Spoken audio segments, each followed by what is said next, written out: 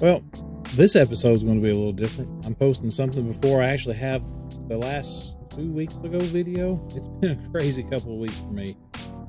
Got a lot of exciting things that I've been working on, and hopefully you're going to be able to hear the difference in this episode. I sure hope so. So, would you join me on this next episode of Homebrew Computing as we discuss what I did to make some changes to the channel?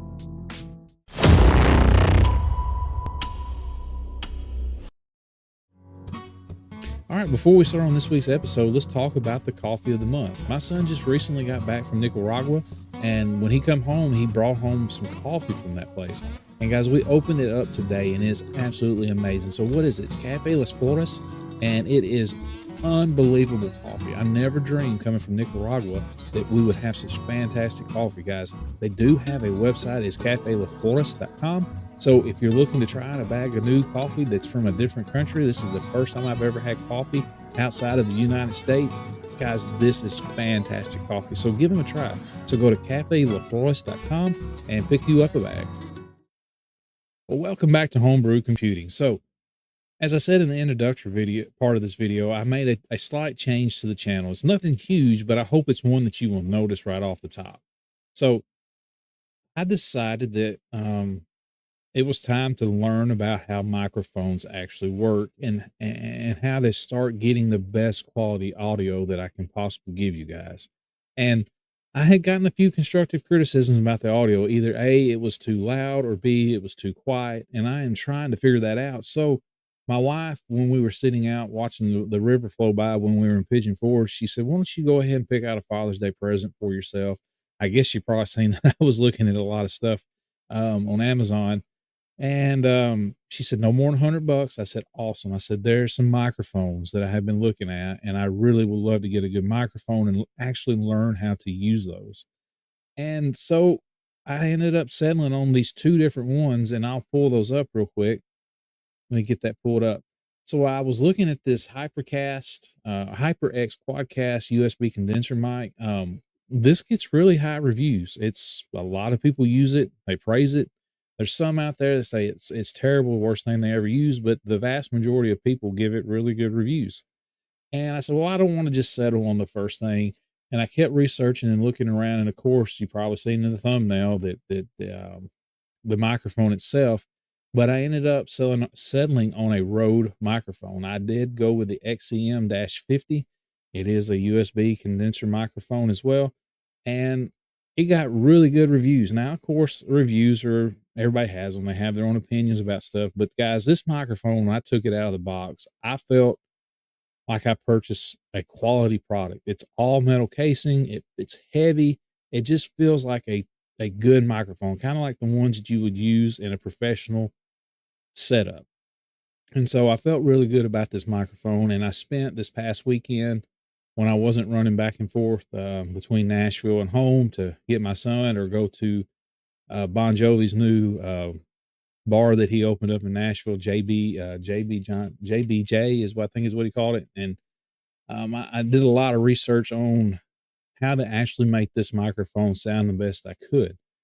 I will kind of go over some of its key features. It's right on their website. Of course, it is a premium condenser capsule for highly detailed audio capture. Again, that's what I said. It feels amazing when you take it out of the box. It's real heavy. It feels like a good quality microphone. It has a tight corduroy pattern, polar pattern, and focus sound. Some of these words are tough to get out. Internal pop shield and capsule shock mount. It's 300. It doesn't come with a swing mount, but it's capable to mount on a swing mount. I do have mine on one. It captures. It's 24-bit, 48 kilohertz USB connectivity, internal DSP for advanced Apex voice processing with Unify.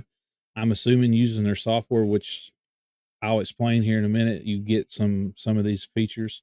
Zero latency headphone output. I do like that because you can plug your headphones into it and set it to that output and hear your voice to gauge how it sounds.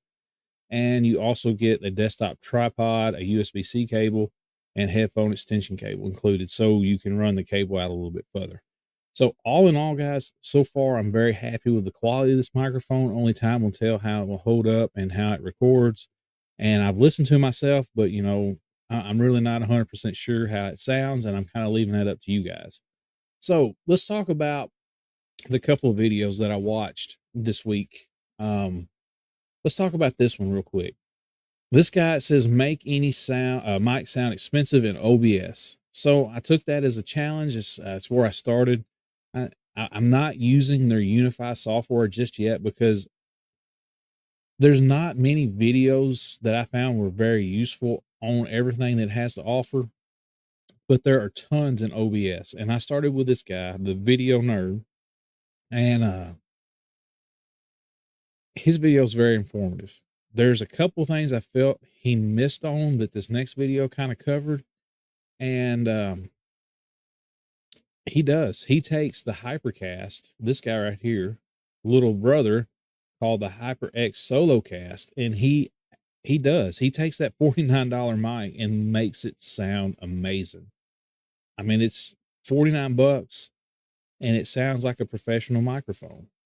So I watched his video and I come back and I started messing with the settings on it, and it still just didn't sound quite right. Something was missing. So I searched a little bit more, and then I found this gentleman, Brandon the Dark Cyrus, and I watched his video. So his approach is basically the same, but what I felt the other guy had missed was this is OBS applies these filters just like a firewall would rules. It approaches it from the top down. So let's bring up my filters real quick and bring them over so you can see them. So it's a top-down approach is what he said in his video, and I'm assuming that's correct. I'm no OBS person. Like I said, I'm new to all this. Why did that minimize? Filters. Come over here. There we go. Maybe it all minimizes when you hit the minimize button. But anyway, so it takes a top-down approach. So I wanted my noise gate, and he explains all this. I wanted my noise gate to be first. I wanted my noise suppression to be next, the limiter, the band equalizer, compressor, and expander. So the noise gate, what it does, it takes any noise in the room, right? So right now I have the air conditioning running, and I'm sure you can hear just a little raspiness in my voice.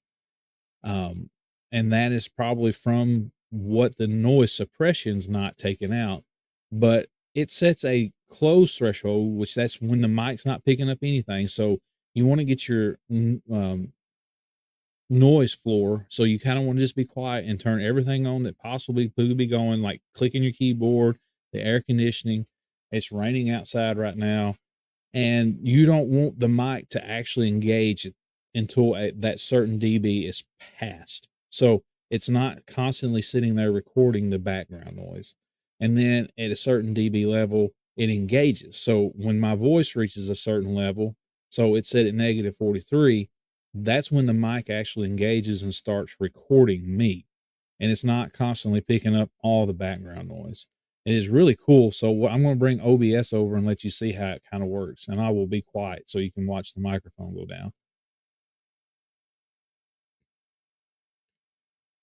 So you've seen the Rode mic actually go down. That means even though I've got the air conditioning running and I'll actually stop one more time and I'll start clicking the keyboard.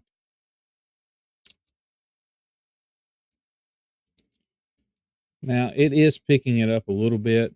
So I guess I need to work on that a little bit more. That's a little embarrassing because it wasn't a while ago.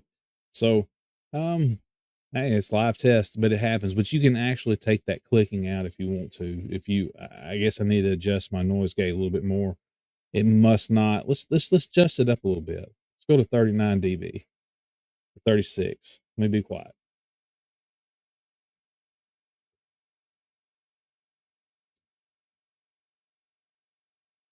All right, so there we go. Yeah, you seen it. I think I was playing with it and turned it down for some reason, but I probably could go a little bit lower than 36 dB and get away with it. But that's awesome. So noise suppression is the AI part of OBS. It actually helps filter out more of that background noise you don't want and solely focuses on your voice.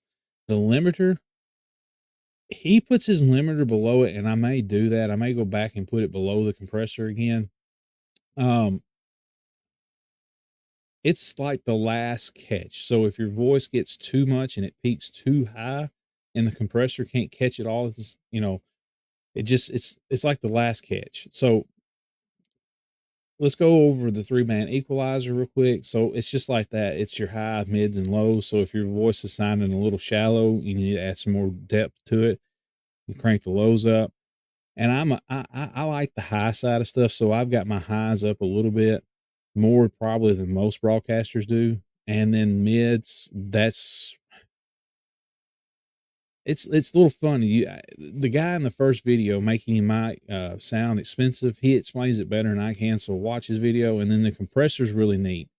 So the compressor, what it does, it catches your voice if it goes up to a certain threshold and brings it back down so you don't get that crazy crackly noise if you get too loud. And then it also will increase your gain if you start talking too quiet. So if I start talking really quiet, you can still hear me. So I'm talking about half of the level that I was talking at, but you're still able to hear my voice. And like I said, the limiter is kind of neat. It is like the last mile catch. You can say, hey, let's really dial it back if it gets crazy that the compressor didn't catch. And the expander, I am still trying to understand this because in the 2 videos watched, the first one is the only one that used the expander, and the second guy, he never talks about the expander.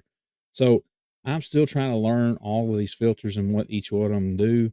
And I guess that's about it. I mean, I don't really have much more to talk about on this video other than I'm super excited and I'm looking for your feedback. So guys, please let me know if the audio quality is any better at all. And if you think it is, give me a thumbs up. If you don't, let me know. Hey, I am open to your thoughts about this. And I really need to know, hey, does it sound better or it doesn't sound better? And if it does, that is awesome. I'm getting closer and closer every day because, guys, I really do enjoy making these videos. I'm just about done upgrading my network. So we're really going to start getting into some technical things. I've got a project lined out. I'm waiting to hear back from my ISP to make sure that they're good to go on their end. I'm trying to get a second IP address assigned to my house network so I can actually do this test the way I want to. And I'm going to do some Unraid videos. I've got a little idea on it because I'm not happy with the way Unraid runs and what it runs off of. And guys, that's basically it. If you like my video, please like it. And if you like this channel, subscribe. That way I can get pushed to the front and we can keep building our fan base. I've got 41 subscribers. I never thought that would happen. I thought you guys will never want to hear from me. And that is awesome. Thank you guys for subscribing and we'll catch you in the next one.